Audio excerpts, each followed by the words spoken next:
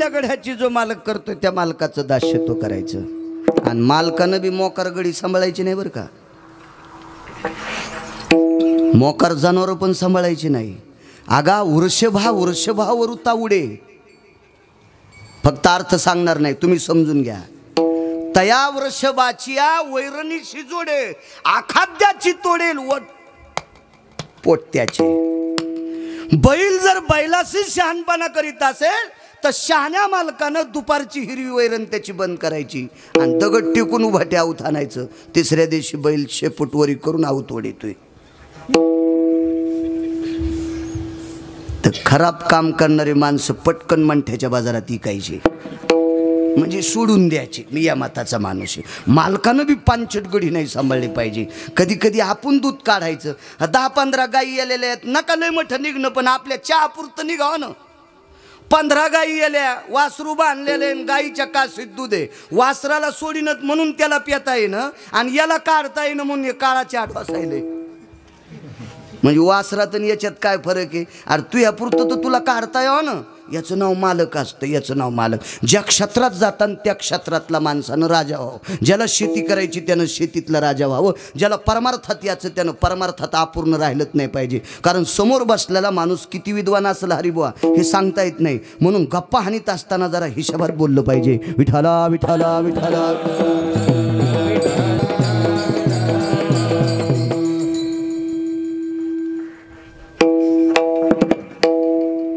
सांगतो एक मुद्दा तुम्हाला. पांडवापैकी भीम मरणं अत्यंत गरजेचं आहे. भीम मरणं अत्यंत गरजेचं आहे. कोणाच्या बाबतीत? कौरवाच्या बाबतीत. भीम मरणं हा अत्यंत गरजेचं आहे. का मारायचा भीम? कारण 5 भावापैकी भीम हा शक्तिशाली होता. 1 आडमुठ होता. 2 भीमाला आडमुठ म्हणणं गिरगावकरची क्वालिटी नाही बरं का लाडांसाहेब. महाभारत सांगते कधी भीम काही गोष्टी चंचलपणात करून जायचे, आडमुठपणा होता. आणि आडमुठ माणसं मोठा एका लहाने मोजितच नाहीत, खपकाच सुरू असतो त्याचा. म्हणून कौरवाच्या लक्षात आलं बेटा हे मरणं लाटे आणणं गरजेचं होतं. आणि दुःखीनच जोपर्यंत कळत नाही का तोपर्यंत पुढच्याचं काहीच हातात येत नाही. दुःखीनच कळावं माणसाला, दुःखीनच. एका बाईच्या मालकाला लग्नाला जायचं उद्या आणि त्याला झाला कावीळ, सोप्या भाषेत सांगतो कवळ. लय अडचणीत कशाला हात घालायचा अशा प्रकारे. मग त्या ठिकाणी बरं का, आणि काय बोलू आता, आणि त्या ठिकाणी ते सांगायचं होतं. खपकन सांगणं सुंबळ्या. विठाला विठाला विठाला.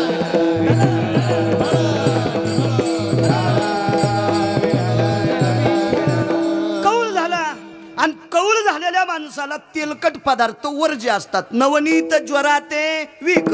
तापाच्या माणसाला तापवा महाराज विष. नवनीत म्हणजे दूध सुद्धा विषा समान असते. ते काही निमित्त असते. तर मग एक कावीळ झालेला आपला मालक हे मित्राच्या पोरीचं लग्न आहे, त्यांचा घनिष्ठ मित्र आहे आणि हे लाडू खातील कावीळ वाढल. बाईला दुखतीनच माहीत होती. हे इस्त्रीचे कपडे घातल्याशिवाय बाहेर निघत नव्हतं. काहीच्या कपड्याचा थाट पावा, घरी 12 तिळू फिरतो. काहीची टोपी इतकी कडक असती, फेकून आणली की ऑपरेशन होईल. बायको सातारबाईचा कापूस याचायला. त्याच्यावर काय नसतं, त्या कपड्यावर कधीच जायचं नाही. आणि कपड्यानं जर माणसाची श्रीमंती झाली असती तर लय लोक कपडे घालते. 150 रुपयाला पॅन्ट लय भारी भेटती मुंबईला. मी लय गेलो कीर्तनाला, आता मी घालीत नाही म्हणून आणल्या नाही तर मला सुद्धा आणा वाटू लागल्या, पण कोणाला घालावं घालीतच नाही मी. विठाला विठाला विठाला.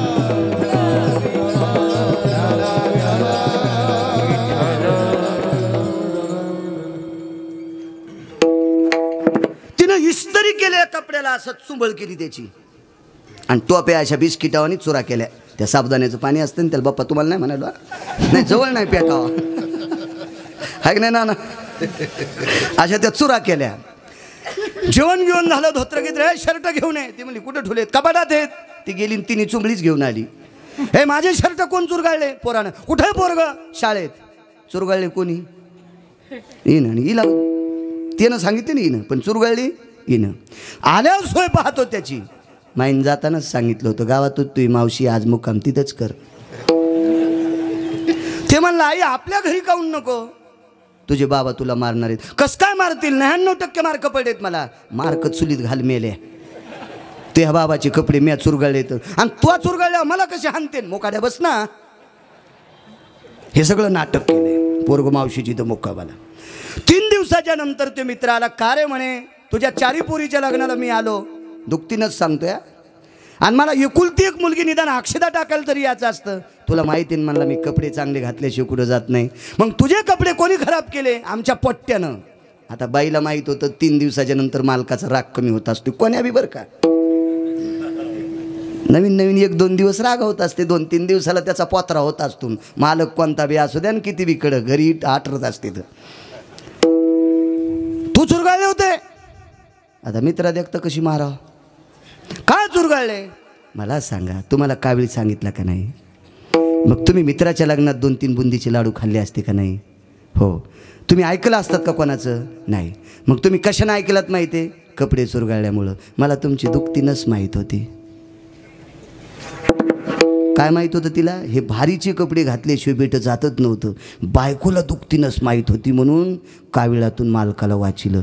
तसा भीम कसा मारायचा आहे याची दुखतीनच काय ही शकुनीनं ओळखली. भीमाची दुखतीनच होती फक्त पांचाळ बुवा खाणे खाणे खाणे. माझ्याकडे 13 श्लोक आहेत महाभारतातले. अरे बुवा ए नवुदरम पोक्षा भवास्तियम वृकोदरा भवजायतेना अन्नपूर्णेन सुधा पानो जायतेन क्रियास्तु जनायं निधियां पदे अन्नपूर्णेषु वैश्यान्नरा भव सुदेशी परिपाकेन फलच्युतानां. च्युत म्हणजे आंबा. आंब्याला संस्कृत भाषेमध्ये च्युत वृक्ष म्हणतात. हे न तरुवरा शाखा भिन्नाया खाद्यात पर्णास्तुतायां वृकोदरा सकल स्थिते पांडवास्ति शिरोमणी. कधी कधी जर जेवायला वेळ झाला तर गोड झाडाची पानं सुद्धा भीम खात होते. हे झाला पुरावा शास्त्रातला. आपला पुरावा सांगू का? पार्थते द्या ना चांगला. पार्थते पृथकीचे बाळ शास्त्राभ्यासी घातला काळ मजशी दिशे भीम आळोमाळ खादाड निद्रा अहरनिशी. आका सर कविता होती एक. पार्थते पृथकीचे बाळ. पार्थ म्हणजे अर्जुन, पृथकी म्हणजे कुंती. शास्त्र अभ्यासी घातला काळ. नाना प्रकारचे शास्त्र पाठ केले असतील. मजशी दिसे आळोमाळ खादाड निद्रा अहरनिशी. डोळे बोळा आळूमाळू भीम पण खाऊन जास्त झोपतं ही दुखतीनच लक्षात आली आणि भीमाला विषाचे लाडू खाऊ घातले. जन्मोजन्मी तुझा दास. का दास व्हायचा विटेवरच्या मालकाचा याच्यावर सांगतोय. विषाचे लाडू खाऊ घातले.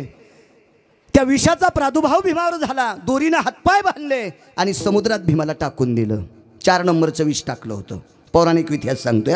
पौराणिक 1 नंबरचं नाव विषाला कोणा म्हणतात माहिती आहे? हलाल नावाच्या विषाला 1 नंबरचं विष म्हणतात. 2 नंबरचं विष कोणतं? असे 24 प्रकारचे विष आहेत. एंडोसल्फान हे हे हे जे कॉम्प्युटर हे टाटा मिडा हे नाही याला कोणता कोणी नंबर द्यायचा तुम्ही तुमचं ठरवा. पण पुराणातले हे 24 विष सांगितले. 4 नंबरचं विष टाकलं. त्या विषाचा वासच येत नाही म्हणून खाऊन टाकलं आणि प्रादुर्भाव झाला. बेशुद्ध अवस्थेत भीम पडले आणि टाकून दिलं. भीम शक्तिशाली होती बरं का. अत्यंत मरणं गरजेचं होतं. कारण शक्तिशाली माणसं 4च होते. एक कीचक होता, जरासंध होता, आंधळा धृतराष्ट्र होता आणि भीम होता. जरासंधाला 11,000 नागाचं बळ, धृतराष्ट्राला 11,000 नागाचं बळ, कीचकाला 11,000 नागाचं बळ, जरासंधाला 9,000 नागाचं बळ. एखाद्या वेळेस मागं पुढं झालं असेल तर हो द्या, याच्यात काय नाही. पुन्हा तुम्ही घरी गेल्यावर दुरुस्ती करा. होतं कधी कधी मेमरी कार्डावर लोड आल्यावर एखाद्या मागं पुढं. आणि भीमाला होतं 9 ते 10,000 नागाचं बळ. आता जर ताकद सांगायची असेल तर हार्स पॉवर म्हणजे घोड्यावर पॉवर ताकद सांगितली जायची. तर भीम किती शक्तिशाली होता. विज्ञानवादी माणूस मानित असेल न मानित असेल मला त्याच्याशी काही संबंध नाही. मी वाचून सांगतोय. आणि महाभारत काय आमच्या आजगीजन लिहिलेलं नाही. तुला जर पटत नसेल तर ज्यानं महाभारत लिहिले त्याची सोय पाय. महाभारत काय गिरगावकराच्या टकले सर घरची जहागिरी नाही.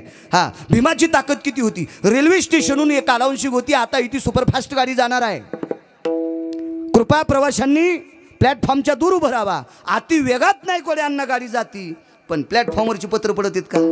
नाही. रेल्वेच्या पटरीच्या कडीचे झाडं पडत आहेत का? नाही. म्हणजे इंजिनमध्ये ताकद आहे पण प्लॅटफॉर्म पाडण्याची नाही, कडीचे झाडं पाडण्याची नाही. भीमानं जर आवेशानं भास्करराव असा पाय आपटीला तर फरलांगमध्ये झाड उभं राहत नव्हतं. ताकद किती असेल कल्पना करा.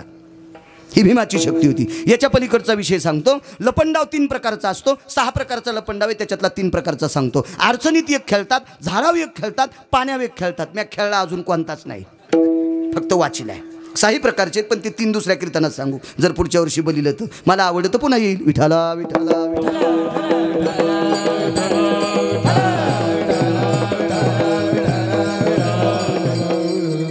एका ज्याच्यावर राज आलाय त्यानं डोळे झाकायचे. 1 2 3 4 म्हणायचे. आलो रे. तोपर्यंत कणगीच्या आडंगीला पाहिजे, पोत्याच्या आडंगीला पाहिजे, सांदीतला पाहिजे, बळदाच्या पलीकुनला पाहिजे, बाथरूमच्या पलीकुनला पाहिजे, कुठंतरी सांदीतला पाहिजे. आणि यानं जाऊन 1 जणाला टिवायचं. एक त्याच्यावर राग आला, हा सांदीतला लपंडाव.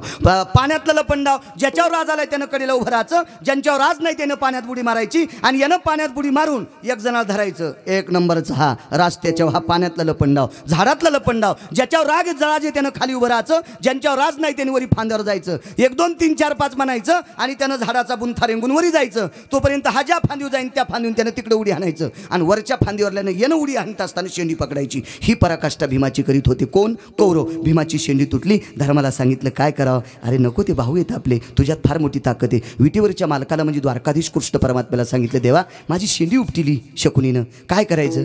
देवानं सांगितलं तुझ्या ताकदीनं सगळं खरं आहे, पण तुमचं ऐकल्याशिवाय कसं करू? मग आता तुझ्यावर राज येणार आहे ना, उपाय तुझ्या हिशोबानं कर. दुसऱ्या दिवशी झाडावरचा लपंडाव सुरू झाला. येऊ का? वरच्यान म्हणले हे वरी नाही गेलं. बुडाव लाथ आणली. झाडाच्या बुडाव लाथ आणल्याबरोबर बोरं होलील्यावानीच कौरव खाली पडले. बोरं कसे खाली पडते?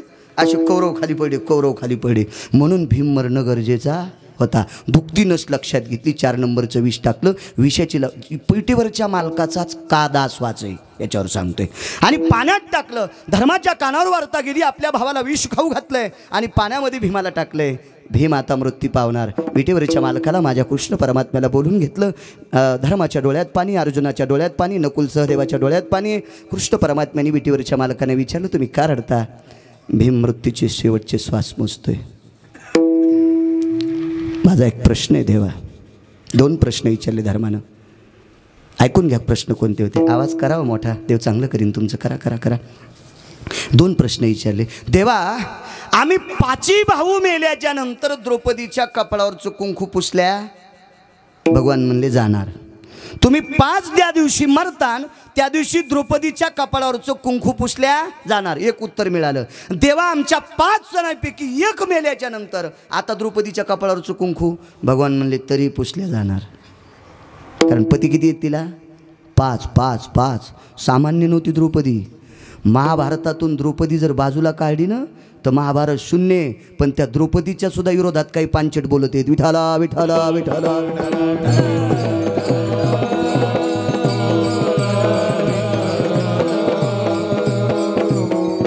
महाभारतातल्या स्त्रिया अधिकारी होत्या बरं का. रामायणापेक्षा महाभारतात स्त्रिया जास्त अधिकारी होत्या.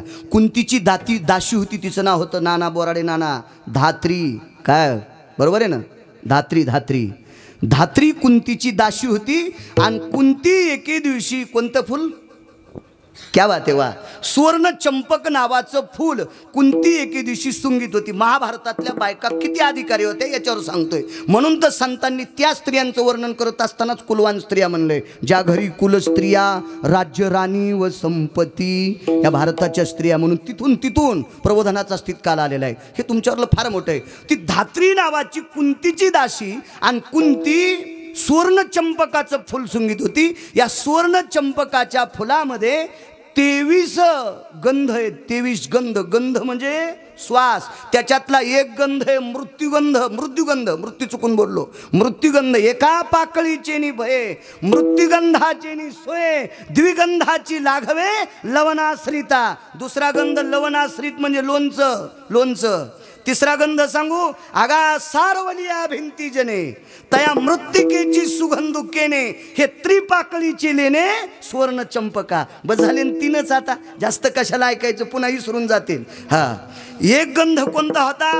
रोहिणी नक्षत्रामध्ये बोराडे साहेब पहिला पाऊस पडला की जमिनीतून एक सुगंध येतो, त्याला मृदुगंध म्हणतात. सुगंध असतो नाना तो इपने सर अति सुगंध घ्या वाटतंय, एखादं फुल सुद्धा घ्या वाटत नाही बापू बुवा, पण तो सुगंध घ्या वाटतंय दत्ता बुवा. इतका सुगंध नंबर 1चा. दुसरा सुगंध कोणता सांगितला? लवणास्तित मिश्रितान च्युत वृक्षा भवे. च्युत म्हणजे आंबा, वृक्ष म्हणजे झाड, तताम फलाया म्हणजे त्याचं फळ, त्याच्यापासून लवण म्हणजे मीठ टाकून केलेला पदार्थ, त्याचं नाव लोणचं. हे अडचणीतलं ऐकू नका, हे सोडून द्या, फक्त लोणचं ध्यानात धरा. हे मागचं इचकायचं मला ना दे, तुम्ही नका इचकू, इचून इकते मी. नाना मला एका दिवशी म्हणले संस्कृत कसं काय कळत? म्हणलं कळत असतंय ते, विठाला विठाला विठाला. दुसऱ्या पाकळीतून जो सुगंध येत होता तो लोणचाचा येत होता. तिसरा सुगंध सांगू? दसऱ्याच्या दिवशी उभं पुढं घर म्हणतात ना, बुडापासून वरी रोज सारवीत येत, ते डोक्या इतकंच असतंय सारवण पोत्रा. पण दसऱ्याला उभं पुढे घर सारवीत येत एक, आणि सुतक संपल्यावर उभं पुढं घर सारवीत येत एक. पण दसरा झाल्याच्या दसऱ्यामध्ये जे घर सारितात, ज्या दिवशी मातुड्याचं सांगतोय, आताचे घर नाही, घरं सारिल्यावर त्या घरामध्ये 5 ठिकाणी कुंकाचे बोटं उडीत येत. आबा त्या घरात सुगंध किती सुंदर येतो.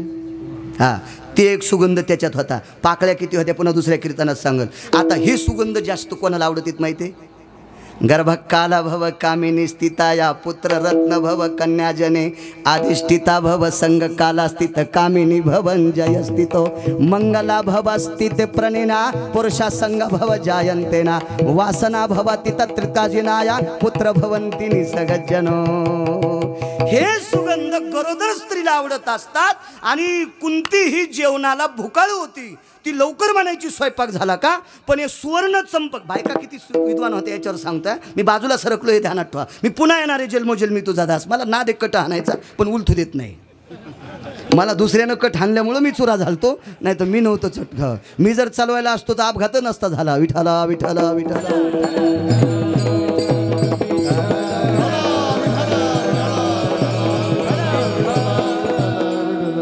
नशिबाचा जोर त्याचा कोंदा खांदी चोर वाचिलं, मला काय ताण नाही. असं दे, जाऊ दे, होत राहते. जिथं चोर मारते तिथं गाडी पंक्चर हो. शेटजी, जिथं चोर हाणतेत का तिथं गाडी खराब हो, पण 2च मिनिटात ओळखीची गाडी हो. काय करायचं चोराचं घेणं? होई ना पंक्चर आली ना ओळखीची मागच्याची, काय ताण नाही. तसा प्रकार झाला. काय सांगत होतो? हे सुगंध गरोदर स्त्रीला आवडत असतात. मग ही ते सुवर्ण चंपकाचं फुल कसं काय खाली टाकीनं? चला ना आईसाहेब जेवायला, चला ना आईसाहेब जेवायला.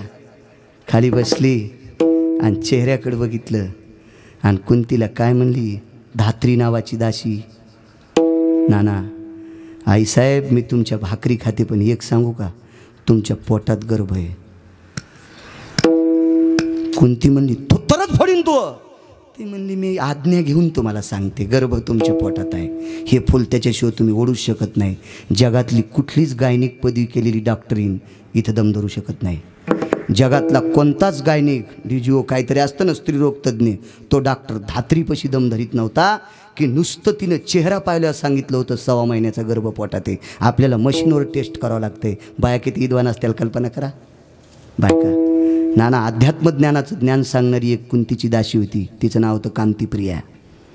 आता जे ज्ञान सांगतेत ना, बुटात पाय का पायात बुट, टोपी डोक्यात हे का डोकं टोपीत हे, आपण मंडपात येत का? मी म्हणलं माणसं मसनात असू दे, पण तू सांग कठोर बसते माणसं, पण तू बोलत राह, तू नको असे काही प्रश्न करू. कापसाचा दोरा आहे का दोऱ्याची कापूस आहे? अरे हे कशाला इचकायला तू सांग ना, लोकायला कशाला प्रश्न करतो तू? हे मी हास्य कीर्तन ऐकलेत. एक अध्यात्म परायत्तरू हा कांतीप्रिया जायते. ब्रह्माचं झाड डोळे बांधलेल्या कुंतीच्या समोर उभं करायची, आणि म्हणून 100 पोरं मेले तरी डोळ्याला पाणी येऊ दिलं नाही. ब्रह्मज्ञानाचा अभ्यास, जिचे 100 पोरं मेल्याच्या नंतर दुःख वाटू दिलं नाही, इतकं ब्रह्मज्ञानाचं ज्ञान सांगणारी कांतीप्रिया नावाची दासी कुंतीची होती. ह्या महाभारतातल्या स्त्रिया. विठाला विठाला विठाला.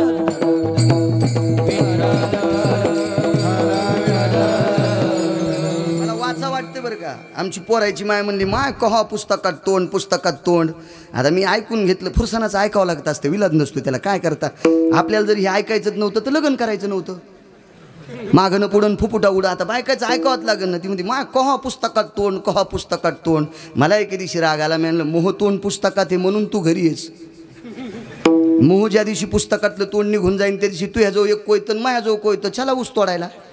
त्या दिवसपासून ती काही म्हणलीच नाही मला. हे असं घरी झालं नाही म्हणा, तुमचं सांगायला विठाला विठाला विठाला.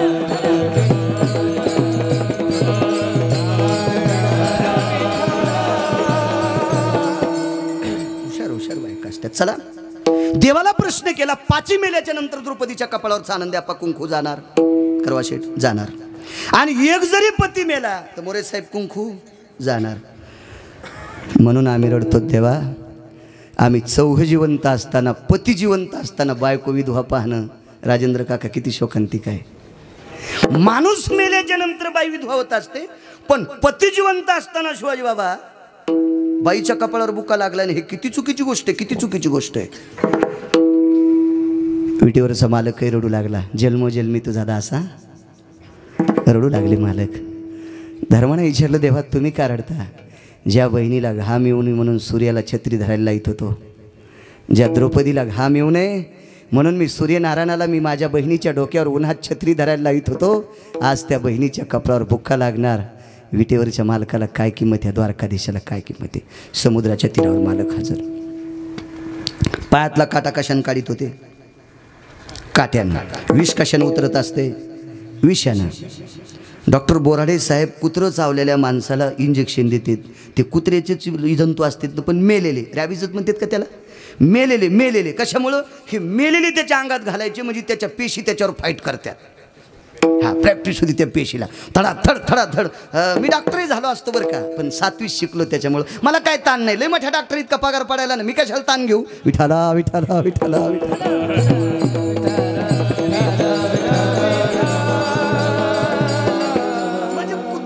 विष उतरायचं असेल डॉक्टर साहेब काय लागतं? विष. आणि विष जरी उतरायचं असेल तर विषच लागतं, विषच लागतं. विष विष विष विष. आणि मग विष शमन करण्याची ताकद कोणा ते माहिती आहे? सर्व देवतेपैकी आज त्या देवाचा कलशारोहण झालाय का? भगवान शिवशंकराचा. शिंदे साहेब, PI शिंदे साहेब यात. भगवान शिवशंकराच्या हातात विष उतरण्याची ताकद आहे. शिंदे साहेब शंकराला आमंत्रित केलं. जगदानंद कंद जगतपतये येने पाशुपताधिष्ठितानां गंगा जटा तले जायते भीमा शंकरा भय व्याप्तिनां वाराणसे स्थित गंगोदकं जटामुंड दंडु भवाना दंडधारंती मोजसा. शंकराचा धावा केला. भगवान शिवशंकर नंदीवर बसून आले. जन्मोजन्मी तुझा दास, का विटेवरच्या मालकाचा दास व्हायचे? शंकर नंदीवर बसून आल्याबरोबर विटेवरचे मालक रडू लागले. काय झालं रडायला? माझा भीम या समुद्राच्या तळाला कौरवानी विषाचे लाडू खाऊ घालून मातीत टाकलाय, पाण्यात टाकलाय. तो मृत्यू पावल्याच्या नंतर मी जिला बहीण मानतो त्या बहिणीच्या कपाळावरचं कुंकू पुसल्या जाणार म्हणून रडतोय. शंकर 11 डोळ्यानं रडू लागले. आता विटेवरच्या मालकानं विचारलं तुम्ही का रडता? तर शंकरानं सांगितलं भजनाची सुरुवात मी केली. कोणी केली भजनाची सुरुवात? शंकरानं केली. कोणीच सांगायचं नाही मी 50 वर्षापासून वारी करतो. मुकाडे बस. एक जण म्हणला मी ज्ञानेश्वरी वाचतो, मग हान तू काय आम्हाला? हो. एक जण म्हणला मी शास्त्र पाठ करायला, मग घाला आमच्या अंगावर JCB. हा. एक जण म्हणला मी रामकृष्ण हरी म्हणतो. अरे त्याच्यासाठीच जन्म येईन सुमळ्या.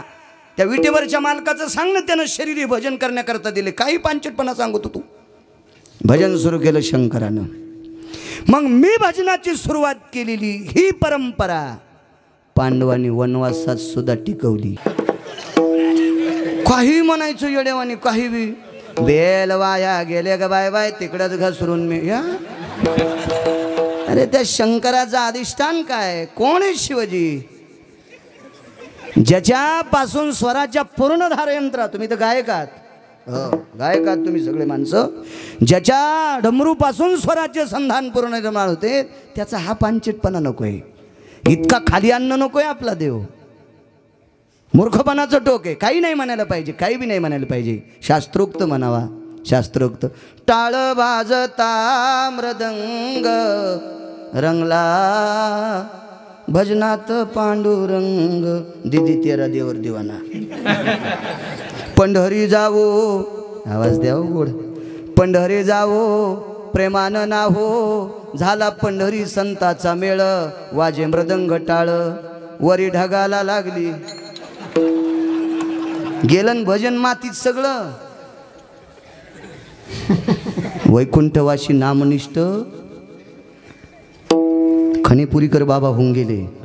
हो, स्वराईना गाय आणि रिकामी जागा त्याची माय. मध्ये काय लावायचं त्याला विचारा, त्या परिसरातल्या जुन्या लोकांना. मी म्हणू शकत नाही, इतका अधिकारी महात्मा होता, इतका अधिकारी. हे स्वर माणसाला चांगला असला म्हणजे काय गाता येते अशातला भाग नाही बरं का. तुम्हाला म्हणत नाही बरं आबा, कुठं काय गावं लागते याला गायन म्हणत असते. निळा म्हणे नवरस देख, जाणती गायक चतुरते. नवरसाचा अभ्यास असावा आणि कुठला पुरावा कुठं द्यावा हे ज्याला कळते त्याला गायक म्हणतात. प्रभू रामचंद्र वनवासाला चालले आणि यानं चाल म्हणले, कसा मला टाकून गेला राम. रामायणकार म्हणले, तुही माय मेले असाच रडशिंकार ह्या स्वरात. हा सुंबळे असं गात असतात का. नाटे तुको भरायचं आहे. आता तुझा कळेल ते करी, तुकोबारायने गायलं देवासाठी. आता तुझा कळेल ते करी, तारे सितारे अथवा मारे. हे प्रभू, मी तुझं भजन केलं रे, मला तारायचं का मारायचं तू ठरव. पण या गाय रुमनेस का काय असं गात असते तुझे रे सुंबळ्या. विठाला विठाला विठाला. त्या भगवान शिवशंकर 11 डोळ्यानं रडू लागले. का? त्यांचा अनुयायी मरतोय. भजन शंकरांनी केलंय, वारी सुद्धा शंकरानंच केली बरं का. आता आपण दिंडीला जात असतो, मग अशी मी सुद्धा चुकून बोललो, माफी असावी. मी 25 वर्षापासून दिंडीला जातो, माझा शब्द वापस, कारण शंकर गेलेत म्हणून मला जाण्याचा योग आलाय. वारी सुद्धा शंकरानंच केली, वारी सुद्धा भगवान शिवशंकराने केली, भजन सुद्धा शिवशंकरानेच केले. त्यांच्या अगोदर भजन नव्हतं, शंकरानेच केले. आणि भजन करणारे एक पांडवापैकी बापोबा मरतय म्हणून शंकर रडत होते. दुसरी गोष्ट, अहो कीर्तनाची परंपरा सुद्धा शंकराचीच आहे. नामदेवरायला कीर्तन करायला लावलं शंकरानंच कंबर बांधून. ते इतकं कीर्तन रंगलं, नामदेव कीर्तन करी पुढे देव नाचे पांडुरंग. आता गंजा ताणायलेत कीर्तनात. काय वाटतं मी त्याला खराब म्हणल्यावर मला लोक मोठं म्हणतील. दुसऱ्याच्या कापसात म्हशी घातल्यावर आपला कापूस वाढवतो का? नाना असं होतंय का? शेजाऱ्याची ज्वारीत शेळ्या घातल्या आपला कापूस वाढवतो का? नाही. आपली ज्वारीन कापूस वाढण्यासाठी आपल्यालाच मशागत करावं लागेल, तेव्हा लोक चांगलं म्हणत असते. तू दुसऱ्याचे किती खोसांडे काढ, तू मोठा होत नाहीस. विठाला विठाला विठाला.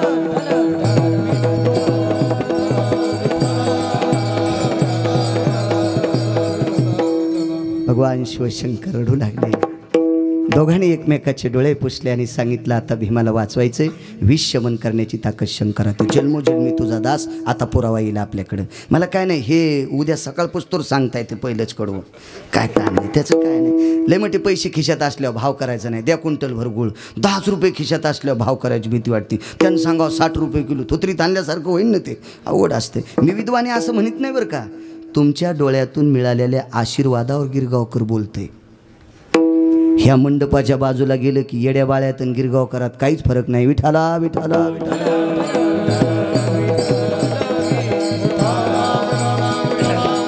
डोळे पुसले भगवान शिवशंकरांनी, पाण्यात उडी टाकली. जलप्रिय देवता आहे शंकर, ही जलप्रिय देवता आहे, जलप्रिय. दुसऱ्या देवताला पाण्यात उडी टाकीत असताना अनुमान काहीतरी बघावं लागेल, विचार करावा लागेल. सगळ्या देवता पाण्यात उडी टाकू शकत नाहीत.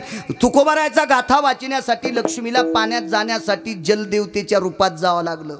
जलदेवतेच्या रूपात लक्ष्मीला सुद्धा पाण्यात जावं लागलं. सरळ लक्ष्मी पाण्यात जाऊ शकत नाही. पाण्यात उभी राहू शकती कमळाच्या फुलावर. आणि कमळ पाण्यातच येतं ना का सर? होय पावडे सर, कमळाची. पण पाण्यात जाऊ शकत नाही. तिला जलदेवतेच्या रूपात जावं लागलं. शंकर ही जलप्रिय देवता आहे म्हणून पाण्यात गेले. का? कारण पाण्याचा ओघच त्यांच्या डोक्यावर आहे. जटाधर गंगा ती भवानाम, गंगा डोक्यावर आहे. पाण्यात उडी टाकली आणि पद्मिनी नावाच्या स्त्रियांना भेटले. नागांच्या पत्न्यांना पद्मिनी म्हणतात. ह्या कुठं सर्पिनी पळत्यात ह्या नाही, त्या पद्मिनी वेगळ्या. आणि शुहल नावाच्या द्वीपात राहणाऱ्या बायकांना सुद्धा पद्मिनी म्हणतात. दीप 7 सांगितले. आपण ज्या द्वीपात राहतो त्याला जम्बूद्वीप म्हणतात. जम्बूद्वीप, कौचद्वीप, शाल्वद्वीप, पलवंगद्वीप, शुहल द्वीप झाले ना 5. बाकीचे 2 तुम्ही घरी गेल्यावर बघा. तर शुहल द्वीपामध्ये पद्मिनी नावाच्या स्त्रिया त्या मानवी राहतात. आणि सागराच्या तळाला पद्मिनी नावाच्या सर्प स्त्रिया राहतात.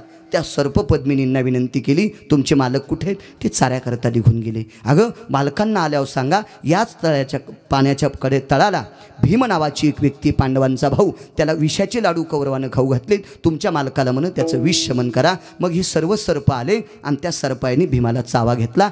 भीमाला चावा घेतल्याच्या नंतर 4 नंबरचं विष सापाच्या अंगात गेलं आणि भीम सुखरूप वाचला. नायकवाडे अण्णा सुखरूप वाचला, सुखरूप वाचला.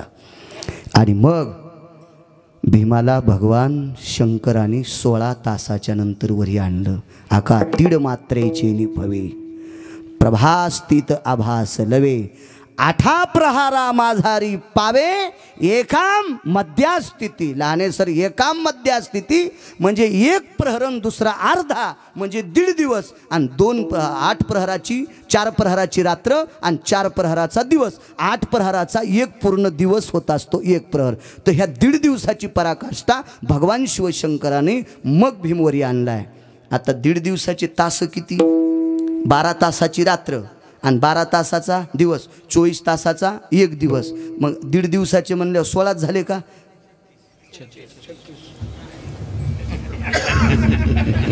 ते तर 2 पूर्ण याचे झाले ना दिवसाचे. 12 त्रिक 36 पूर्ण दिवसाचे झाले. पण मधल्या 1.5 दिवसाचा काल काढा. 12 आणि 6 18, 16 तासाच्या नंतर भीमवरी आणला, बाजूला ठेवला. शंकर खाली जात असताना नंदीच्या कानात सांगितलं होतं, नंदी माझं तर पांडवावर अतूट प्रेम आहे, पण ज्यानं पांडवाला वाचण्यासाठी मला आमंत्रित केले त्या देवाचं पांडवावर किती प्रेम आहे, म्हणून तू जाग्यावर थांबू नकोस. शंकरानं सांगितलं भीमाला वाचवायला मी जातो, पण तोपर्यंत नंदी धरा. पहिल्यांदा सांगायला पाहिजे होतं, पण आता सांगतोय मी तुम्हाला, काय हरकत नाही. आणि भगवान विटेवरच्या मालकानं नंदी हातात धरला.